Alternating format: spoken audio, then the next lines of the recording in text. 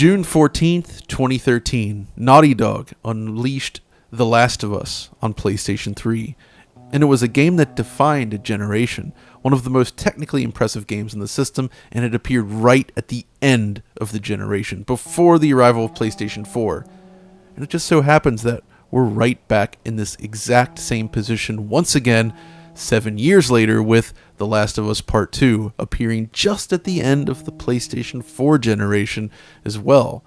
So I was curious to see what has Naughty Dog learned and expanded upon over the course of this generation, and what can you expect from The Last of Us Part 2? So for today's preview video, which is focused on a narrow area of the game, I wanted to bring in my good friend Richard Ledbetter to discuss it with me. So Richard. Hey John, how you doing there? So this is interesting state of affairs here, because we've got these set of embargo conditions where we can only talk about a set area of the game that you have played. Yes. But meanwhile, Neil Druckmann of Naughty Dog went live with the state of play last week that encompasses all of the content that we're allowed to show and a bunch of extra stuff that I guess we can talk about, but we can't give explicit impressions of that you've played. Precisely. And that works especially for you because you haven't played it yet, so...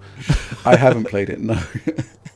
Maybe I should have done the whole video. But exactly. But yeah, so where do you want to begin here? Yeah. So I guess the first place to start with, everybody's probably wants to know this. This is the first time we've seen the game in a while. It's been showcased at different events over the years.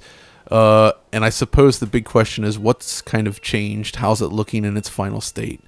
As always, I think it's worth at least getting out the pixel counter right away. And it's still 1440p at 30 frames per second, just like the earlier builds that we saw. But Naughty Dog's temporal anti-aliasing solution is phenomenal. So image quality is very, very good, but not perfect. So that's kind of like let's get that out of the way. That's the nuts and bolts thing. But the rest of what's on display is quite impressive, I think. This is a clear evolution of Naughty Dog's technology that we saw earlier this generation with Uncharted 4 and of course The Lost Legacy. So I guess this is technically their third game this time around. Yeah, there are going to be some parallels with The Lost Legacy we'll talk about later. But I guess from my perspective as a newcomer to this sequel, the big thing I want to know is, where has Naughty Dog focused the R&D effort? What is the big payoff in terms of The Last of Us 2 that you've seen so far based on this area of gameplay that we're allowed to talk about? So it's all about fidelity. They've focused a ton of effort into the nitty-gritty details. So that means things like the quality of the materials, the focus on indirect lighting. Actually, that's an interesting thing. What makes The Last of Us such a challenging game to render, and they face this with the PlayStation 3 as well, but here they've been able to push it further. It's the fact that this is a world with basically no electric lights. Everything is lit mostly indirectly. There are some electric lights in this area because it's occupied by some people, but most of it is indirect lighting. That's difficult, obviously, to simulate in real time. That's why we're excited about things like ray tracing. But Naughty Dog has developed plenty of their own techniques to sort of tackle the problem here. And that's something that really sticks out to me, is you just look around the world and everything sits so naturally within the environment. The ambient shadowing, the way the environment is indirectly lit. It just catches the eye in a way that when you go back to the original The Last of Us on PS3 or even the PS4 version, suddenly it almost looks a little bit cartoony, if you will. You know what I mean? Yeah, I know exactly what you mean. And the irony is, of course, that the indirect lighting solution in the original Last of Us was the state of the art at the time for that console generation. And you look at this and it's just so much more subtle and realistic. It's really, really impressive. That's actually interesting because that's one of the big differences between this and Uncharted 4. Uncharted 4 was very bombastic. You went to so many places. It was super colorful. Everything was exploding, moving all the time. Where this game is very subdued. And when I was first playing through this area especially, it doesn't feel as insanely impressive at a glance, but the more you play and the more you look at the close details, like the way light plays off surfaces, and you can see the little water droplets or reflections of the environment around there, or the way the grass blows and moves as you work your way through it. Actually, it really starts to add up and lead to something really impressive. And I kept thinking, weirdly enough, and this is a good thing, but I kept thinking of Crysis 3 somehow, because, it's just that same kind of, it's that destroyed urban environment with lots of tall, interactive grass, and I really like this aesthetic, and it holds up well. Yeah, I think that's one of the points that Neil Druckmann made in the State of Play, which is that this is our world, kind of return to nature overgrown, which is, again, similar to what they were trying to achieve in Crysis 3. Exactly. And they've pulled it off here. You can also see they sort of have different heights of grass there, like that Ellie kind of moves through. Some of it's taller, some of it's a little bit shorter, and you can kind of, move through that and avoid enemies. There's like a prone position you can use. Everything works really well on that front. But I guess beyond that, I was really impressed with the quality of the reflections work as well. Because if you look closely at the different scenes, it feels they definitely use screen space reflections on things like the water and other areas as well. But it seems like they may have used a lot of box projected cube maps. I still need to investigate their solution for reflections more, just to see if it's similar to, say, what Remedy did with Control. But I think it's actually just a lot of very carefully placed cube maps and in combination with SSR. That stuff that kind of brings me to this point of, this is a game that feels expensive, right? Like, that's just one element, but placing all those reflections, all those cube maps, like lining everything up, making sure the light plays naturally off those surfaces. There's so much there's so much work poured into each element in the game, and that's really kind of what separates, I think. Like, their engine is amazing, but it's the amount of work they're able to pour into each and every element that really stands out. Yeah, you've got to wonder how much of that is actually handmade as such, and how much may be a part of the engine. So, for example, the animation side of things, which is the state of the art, it really is quite remarkable. And it's interesting that some of the techniques here that they're using, like the motion matching, people like Epic are trying to produce that kind of procedurally within the engine in Unreal Engine 5. So I'm kind of curious as to whether it's a similar implementation within the Naughty Dog engine, which kind of kicked it all off, really, didn't it? Or whether it is kind of handmade as such. Yeah, so motion matching is what they're using here, something that was featured in the game For Honor from Ubisoft, but this seems to have evolved somewhat in this. And in previous Naughty Dog games, they would sort of have this animation system where they'd be playing back and blending animations together based on contextual actions somewhat. Where here, I think they've likened it to pulling animations from a bucket, if you will. And all the animation data that they've captured and used can be utilized together to create these really smooth, fluid animations. And that is one area where I feel, when you look at the original demos and you look at the final game, I really feel they've delivered, where the fluidity of the movement is just remarkable. So much so that, again, when you go back to the original game, which had phenomenal animation for the time, it suddenly looks so much more stiff in comparison to the sequel. It's really striking just how smooth. Like, one example I give, this is something you can experience in this area as well, but I'm not sure if it's in this footage, but the way Ellie falls off of a surface, like, let's say you're standing on a bus and you back up. If you're running forward, she'll fall one way. If you're strafing and moving to the side, she'll kind of lose her balance and fall off another way. If you're walking backwards and you press off the side of the bus, she'll fall yet another way. So there's a sense that however you perform the action, like, everything's determined by your positioning, your speed, all these different factors, and that influences how the animation plays out, which means that you're seeing, like, so many new animations all the time, so it doesn't feel like you're just looking at, oh, well, here's the fall animation, or here's this animation. It's like, here's all these different animations working together, so it makes it feel more like a living character. Yeah. I think the other thing that kind of struck me as a big departure from the first game was the AI side of things. Again, in the state of play, this was highlighted, where we actually saw some footage of Ellie kind of interacting with an ongoing conflict and actually subtly altering what was happening there by throwing some, was it like a glass bottle or something to bring the infected?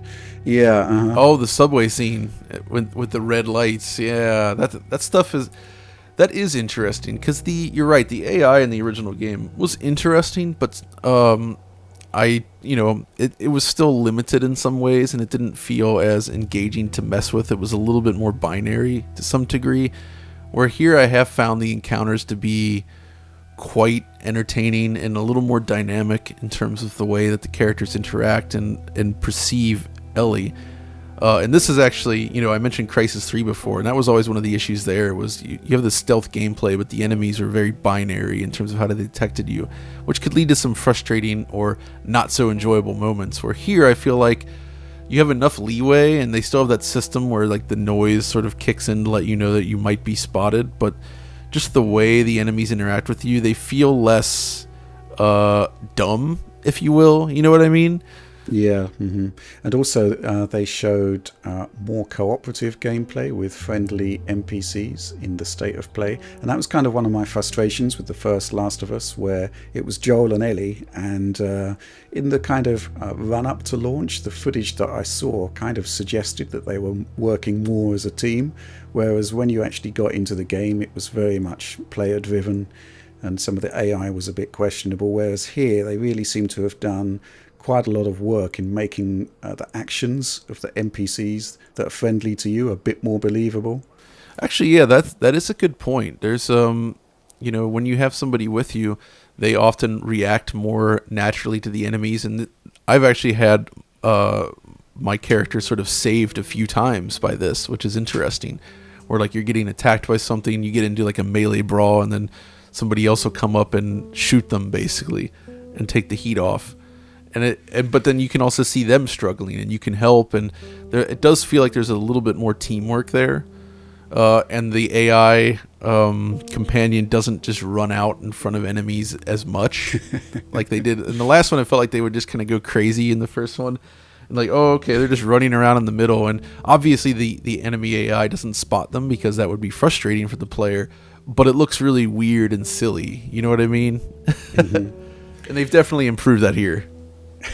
And I guess another point that we just can't ignore is the fact that The Last of Us 2 depicts what may well be the world's last PlayStation Vita player who comes to a sticky end. Yeah, that's right. There's that moment here when she's sneaking in and she sort of takes this girl hostage. If you listen to the music playing, I believe it's from Hotline Miami.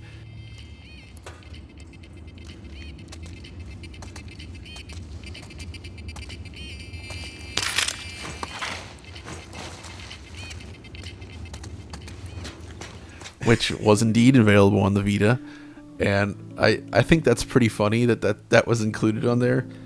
It's a nice nod to the Vita, although Naughty Dog itself never actually delivered a Vita game. There was an Uncharted game on there, at least.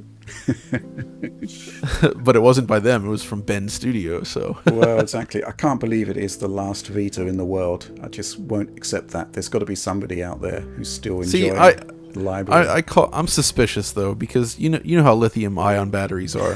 They don't last forever, right? Like, come on now. Okay, well, where do we go from here? Is there anything more we can actually talk about without falling foul of the embargo?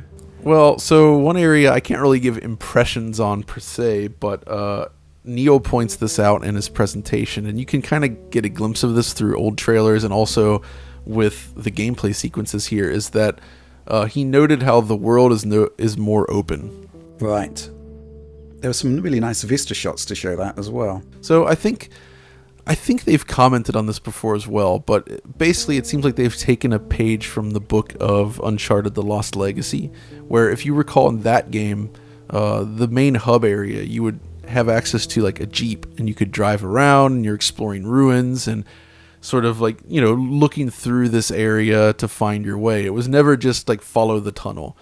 And that's kind of what they seem to be doing here as well, where rather than just being like a tube with a bunch of bespoke areas along the way, they've built a much more fleshed out environment, and you kind of move through that whole world in perhaps a less linear fashion, or more like you can go off the beaten path, explore, and it's like a more complete city. And then these levels, like this footage here, is actually contained within the city environment, rather than like, okay, now we've loaded out of the city, now let's just move into this interior location. You know what I mean? It's a much more seamless thing. Uh-huh. And one thing that I've got to mention, John, it's your favorite gameplay element for the entire console generation: crafting. We've got some footage of that here, so I assume that we're allowed to talk about it. So what do you make of that? You know what? As an arch anti-crafter. I mean, crafting was a part of the original game, and it's part of this one as well. And you know what? I think it works pretty well in this game, in that the interface is very, very simple. You press up on the D-pad, pop into the menu, you sort of select your thing, and you just hold a button to craft if you have the number of items needed. I also, just in general, really like the overall interface. It's very clean and simple, and somewhat understated as well. Again, like the original game. And that's kind of the point here, is like, I'll be able to go into much more detail into this when we do the full video, but basically they really have continued from the original, but everything is expanded. The scale, the quality of the AI, the new physically based materials, the indirect lighting system is ramped up. The detail of individual objects everywhere throughout the world is massively increased. Like, everything has been cranked up to a new level, and they've delivered kind of it's interesting. I want to say it's kind of the best looking game they've made, but also it's in a different way, because Uncharted 4 is such a colorful looking game, and it has its own specific look, and then you look at this and it's much more dreary, but the more you play, the more you really start to appreciate what they're doing. And this style of rendering is difficult. Like, these low light, naturally lit environments, that's super challenging to do in a convincing way, especially without the advances of ray tracing, which obviously they would not be able to use on a PlayStation 4. So yeah, I guess that leads me on to my next and possibly final discussion point, which is that yesterday, I think it was Sony's Jim Ryan was saying that the PlayStation 5 exclusives will not be appearing on PlayStation 4, but at the same time, we should strongly expect PlayStation 4 exclusives to appear on PlayStation 5, possibly in upgraded capacity. So yeah, I guess this is just pure speculation for now, but based on what you've seen of the game that you're allowed to talk about, how would you expect to see this game improved? So that's interesting. If you recall, I mean, obviously they released The Last of Us on PlayStation 4. It appeared roughly 13 months after the original game's release. And the main focus there was everything was bumped up to 60 frames per second, including the pre-rendered cutscenes, which, by the way, are actually real-time cutscenes in The Last of Us Part 2, just like Uncharted 4. So that's good to know as well. So there's really kind of three potential paths they could take, and I suspect I can imagine which one they might. So there is the just let it run on PlayStation 5, no enhancements. There is the patch approach, which we saw when the PS4 Pro appeared, where essentially the developer goes back in, they update it to support PlayStation 5, and that can include enhanced features. So just like they bumped Uncharted 4 up to 1440p, perhaps they go on to PS5 and bump this up to 4K. That's feasible. Or maybe they take the same approach they did with the original game and release a separate new version of the game with more upgrades, 60 frames per second gameplay and various other improvements. But it's hard to say. Like, I kind of feel like the patching method is probably the most likely, because one of the reasons they ended up doing these PS3 to PS4 ports is because the PS4 was not backwards compatible in any way with PS3 code. There was no just running it on an enhanced machine. Like, the game had to be developed, or they had to make significant changes to the underlying code base to support PS4. So I could see a patch happening this time, but again, pure speculation. Yeah, I mean, there are a lot more commonalities, I guess, at an architectural level between PS4 and PS5 than there were going from prior generations. And if I recall, they actually used The Last of Us Remastered to kind of lay the foundations for what they were going to do with the Naughty Dog engine for the PS4 era. So I don't know. I would suspect they would probably just go for a patch, go for 60 frames per second, possibly a higher resolution. I think that would be the kind of crowd-pleasing approach, something that could be delivered sooner rather than later as well. But I guess we'll just have to wait and see. Absolutely. So yeah, I think that's going to do it for now. There isn't that much more we can talk about in regards to this specific area.